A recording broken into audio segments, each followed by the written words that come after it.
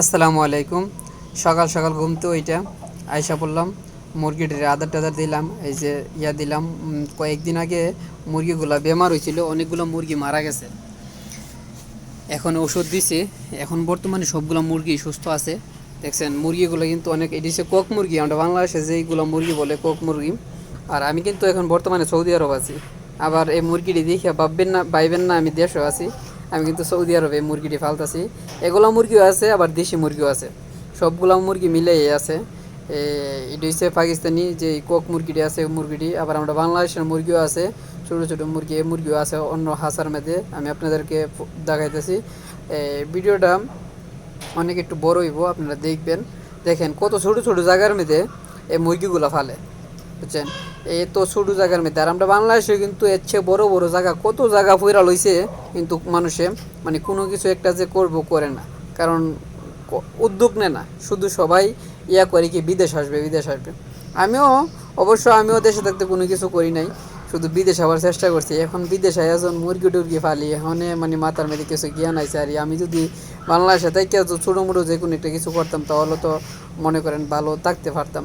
এখানে বর্তমানে সৌদি আরব আইসা সেটা 30,000 টাকা বেতন পাই সারাদিন মুরগির পিছনে, আর দৌড়াদৌড়ি করানো লাগে, আর কত কাজ যে করা লাগে কোনো হিসাব নেই, বুঝছেন?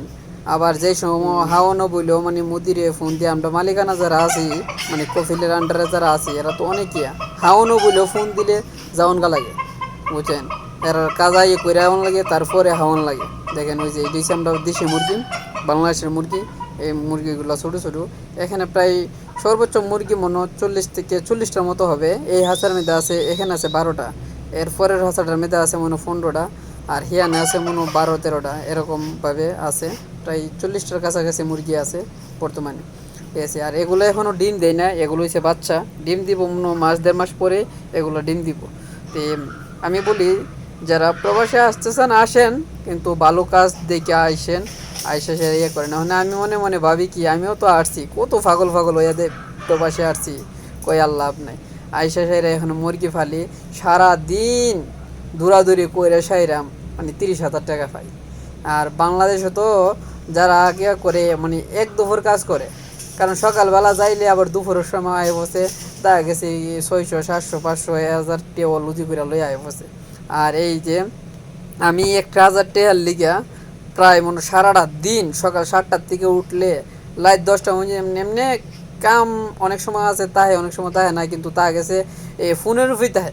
এই যে তোলো ভাই এইটা আয়ে সেইটা আয়ে, মনে করেন সারাদিন দৌড়াদৌড়ি করান থাকে। যারা কোফিল্যান্ডরা আছে আর এরকম বাসা বাড়ির মধ্যে কাজ করে কিছু, তা গেছে এস্তারের মধ্যে কাজ করে। আমার এনে এস্তারা আছে দুতলার উপরে, এই এরা অনেক ইয়া। দেখেন বাইরে কি রোদের লিগে কিন্তু তা হয়ে যায় না, ক্যামেরা মানে ভিতর দিকে দেখছি এরকম লই ধরছে। তে এই আর কি হাঁসা গেলে কিন্তু ছোটো ছোটো, এটা হচ্ছে গাড়ির মাঝখানে 2টা খাঁচা বানাইছে।